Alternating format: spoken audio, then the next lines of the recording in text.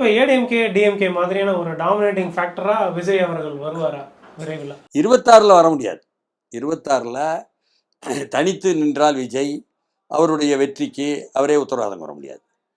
விஜய் அல்லாமல் பாஜகவுடனோ மற்றதோ இபிஎஸ் நின்றார்னா அவருடைய வெற்றிக்கு அவர் உத்தரவாதம் வர முடியாது. இபிஎஸும் விஜயும் சேர்ந்தார்கள் என்றால், நான் சொல்லலை, திமுக கூட்டணியில் உள்ள மார்க்சிஸ்ட் கட்சியினுடைய மாநில செயலாளர், புதிய மாநில செயலாளர், கவனமாக சொல்லணும், பே சண்முகம் சொல்கிறாரு, அவங்க 2 பேரும் சேர்ந்துட்டா அது திமுக கூட்டணிக்கு சவாலாக அமையும். அவர் தான் சொல்கிறார். நம்ம இல்லைன்னு சொல்வதற்கு ஆதாரம் இல்லை. ஏன்னா திராவிட முன்னேற்ற கழகத்தினுடைய மாவட்ட செயலாளர் பலர்கிட்ட நான் பேசியிருக்கேன்.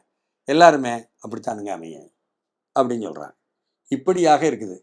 அது மட்டும் இல்லாமல் எந்த கட்சியிலேருந்து எத்தனை பேர் போகிறாங்க விஜய்க்கு என்று சொல்ல முடியாத அளவு எல்லா கட்சிகளும் பாதிக்கப்படும் என்று எல்லா கட்சிகளுக்கும் ஒரு அதிர்வு இருக்கா இல்லையா?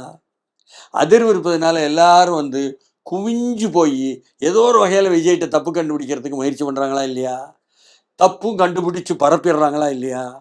ஆனால் வாக்காளர்களை, பறந்துபட்ட வாக்காளர்களை, நான் விஜய் கட்சி வாக்காளர் மட்டும் சொல்லலை, இளைஞர்கள் மட்டும் சொல்லலை, பறந்துபட்ட வாக்காளர்களை எந்த தாக்கமும் ஏற்படுத்தலையே. உங்கள் விமர்சனங்கள்